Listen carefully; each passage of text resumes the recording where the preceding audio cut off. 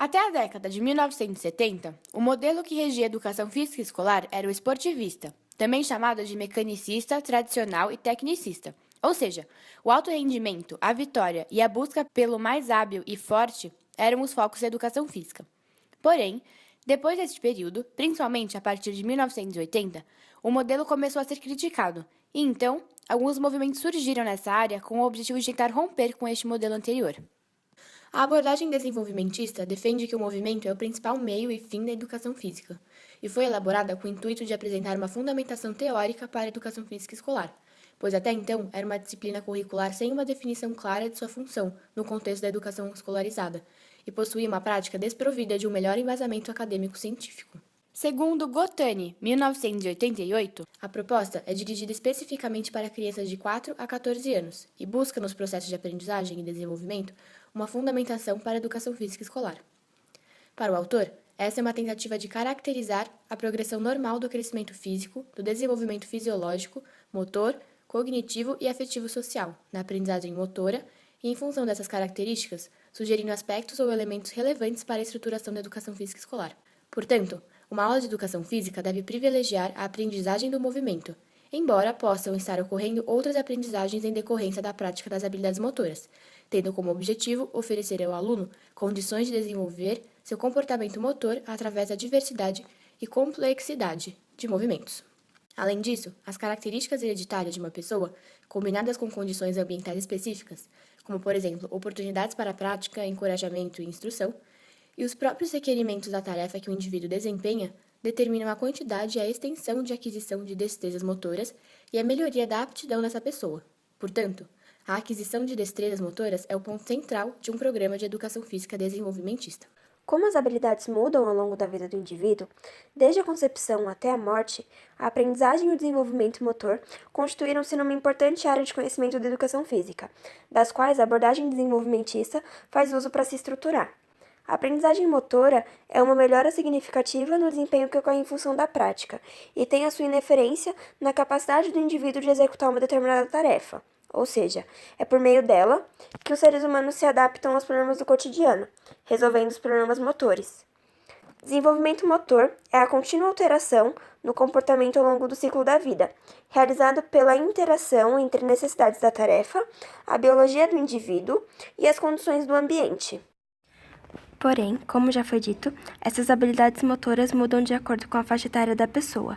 Sendo assim, necessário que haja uma adequação dos conteúdos ao longo das faixas etárias, para que possam ser oferecidas experiências de movimento adequadas ao nível de crescimento e desenvolvimento do aluno, a fim de que a aprendizagem das habilidades motoras seja alcançada com sucesso.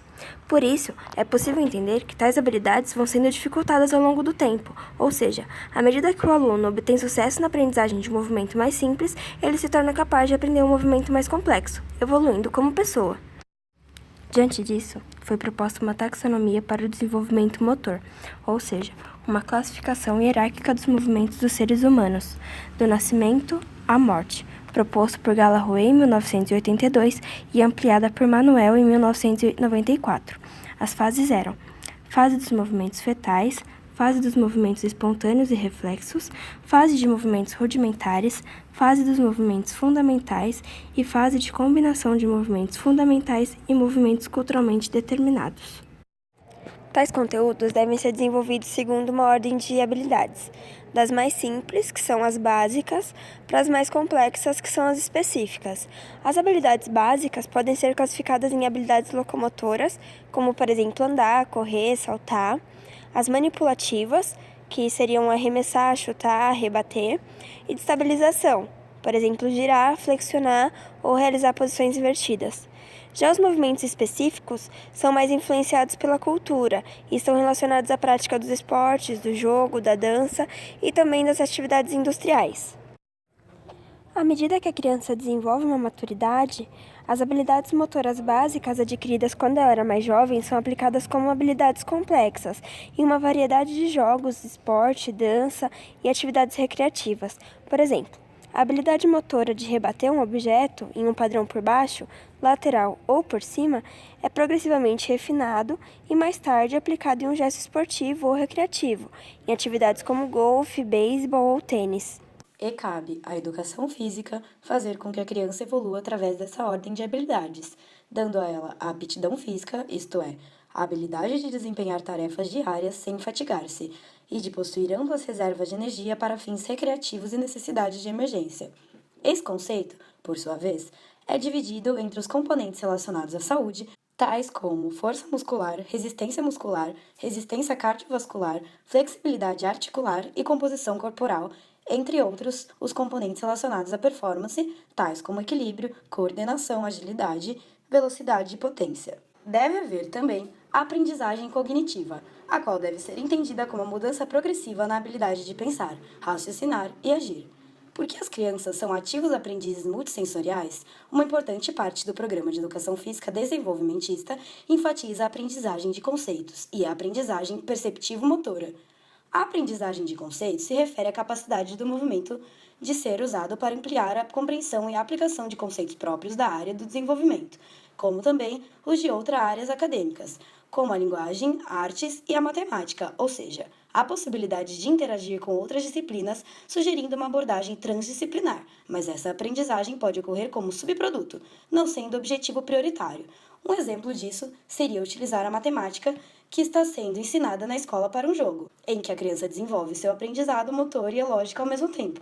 Já a aprendizagem perceptivo-motora envolve o estabelecimento e refinamento da sensibilidade de um indivíduo perceber o mundo através do movimento, por meio de atividades motoras que contribuam para o desenvolvimento de sua consciência corporal, sua consciência temporal e sua consciência espacial. Por fim, esses tipos de aprendizagem devem ser capazes de levar a criança a desenvolver a aprendizagem afetivo-social, a qual é de extrema importância para a formação dos alunos como cidadãos. Outras aprendizagens estabelecidas pela abordagem desenvolvimentista são a aprendizagem do movimento e a aprendizagem através do movimento.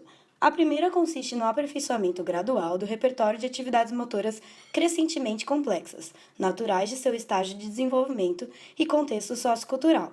Já a aprendizagem através do movimento é o movimento como meio para alcançar um fim, não sendo necessariamente a melhora na capacidade de mover-se, mas sim sendo sua consequência. A abordagem desenvolvimentista busca avaliar o desenvolvimento das habilidades motoras. Para tanto, ela prega que todos os alunos atinjam o padrão maduro das habilidades básicas, realizando os movimentos de acordo com esse padrão pré-determinado. Isso permitirá identificar os indivíduos que estão em acordo ou desacordo com a relação fase motora-ação motora. O processo avaliativo é de fundamental importância, já que o professor necessita estar atento durante todo o processo para verificar que experiências são mais adequadas para levar o seu aluno a progredir dentro das etapas de desenvolvimento. Por isso, a avaliação deve ser capaz de medir se os aspectos da abordagem forem ensinados com sucesso aos alunos, isto é, se eles aprenderam o necessário dentro de cada fase de aprendizado motor. Nesta proposta, o erro deve ser compreendido como um processo fundamental para a aquisição de habilidades motoras. A preocupação com a valorização do processo de aquisição de habilidades, evitando-se o que eu denomino de imediatismo e da busca do produto. As respostas erradas são inerentes ao processo de aprendizagem e, portanto, a detecção, correção e compreensão do erro são de fundamental importância nesse processo. As formas de avaliar o desenvolvimento motor de uma criança podem ser diversas, no entanto, nenhuma é perfeita e nem engloba holisticamente todos os aspectos do desenvolvimento. As provas motoras designam um conjunto de atividades marcadas por uma determinada idade.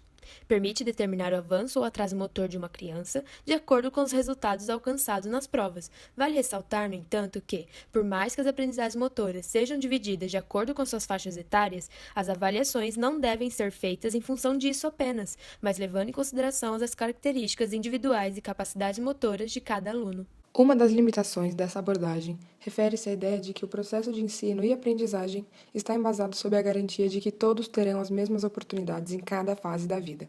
E mais, de que todos aprendam da mesma forma. Mas sabemos que isto não ocorre. Daí emerge o início de toda a problemática acerca da apropriação exclusiva da abordagem desenvolvimentista como metodologia. Ou seja, há pouca importância sobre a influência do contexto sociocultural que está por trás da aquisição das habilidades motoras. Essa denúncia leva a entender que estamos diante de uma velha ideologia em relação à nova biologia. A biologia moderna assenta-se no princípio da variação, da diversidade biológica, das diferenças individuais como motor da evolução. Portanto, não defende o determinismo biológico. Aquele que critica o determinismo biológico costuma cair no determinismo cultural, ou seja, considera os indivíduos um simples espelho das forças culturais que agem sobre eles a partir do nascimento. A abordagem desenvolvimentista reconhece e enfatiza o valor do movimento nas suas diferentes dimensões e manifestações, biológica, social, cultural e evolutiva. É por meio de movimentos que o ser humano interage com os meios físico, social e cultural em que vive. Na perspectiva biológica, essa interação mediante constante troca de matéria, energia e informação é um aspecto fundamental para a sobrevivência e desenvolvimento de todo e qualquer sistema vivo.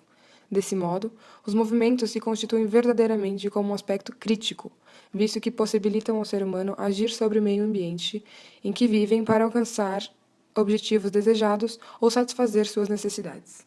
Os movimentos são, portanto, de grande importância biológica para o organismo, no sentido de que eles constituem os atos que solucionam os problemas motores.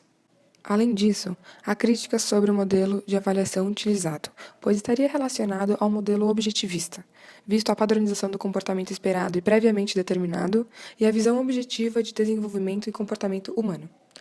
O indivíduo não é visto em sua historicidade, em sua realidade socioeconômica e cultural. O comportamento motor esperado é padronizado e organizado em etapas. E, por fim, no uso de fichas individuais sistematizadas para acompanhar o progresso dos alunos. O fato é que os críticos dessa abordagem viram na expressão padrão outro fantasma. Entenderam padrão de movimento não na perspectiva de desenvolvimento motor da criança, mas como padronização do ensino do movimento. Padronizar pessoas não é, definitivamente, a vocação da abordagem em questão. O que ela propõe é que os conhecimentos sobre o estágio do desenvolvimento motor do aluno sejam importantes como ponto de partida para as ações pedagógicas, e não como ponto de chegada. Ademais, é importante lembrar que todas as pessoas demonstram um padrão nos seus diferentes comportamentos. O modo de agir, falar, caminhar, gesticular, comer, vestir, enfim, tudo que lhes confere individualidade. A ciência, portanto, procura explicar, na sua essência, como esses padrões emergem e se transformam. Por fim, há ainda uma crítica a essa abordagem baseada no reducionismo. Reducionismo é o nome dado a teorias correlatas que afirmam, a grosso modo, que objetos, fenômenos, teorias e significados complexos podem ser sempre reduzidos, ou seja, expressos em unidades diferentes, a fim de explicar suas partes constituintes mais simples para depois, ao juntar essas porções, seja possível entender o todo. Porém, segundo Gottani, essa abordagem é na verdade sistêmica, isto é, o todo deve ser constituído da relação das partes, um sistema organizado horizontalmente, por meio da interação dos elementos que o compõem. Na verdade, a abordagem desenvolvimentista teria a concepção do ser humano como um sistema aberto, ou seja, que interagem com o meio ambiente em busca de estados crescentemente complexos de organização.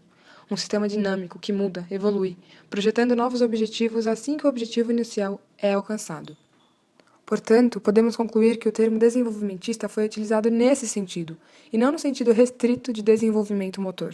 Como a intenção da abordagem desenvolvimentista era ressaltar a importância de se considerar a sequência de desenvolvimento motor, conteúdos e métodos de ensino da educação física, foi dado mais atenção ao modelo descritivo da sequência do que à discussão dos fatores que afetam o desenvolvimento, por exemplo, socioculturais. A abordagem desenvolvimentista deu ênfase ao desenvolvimento de habilidades motoras e recebeu críticas por não ter valorizado o acesso a essa cultura corporal de movimento, como preferem denominar alguns acadêmicos.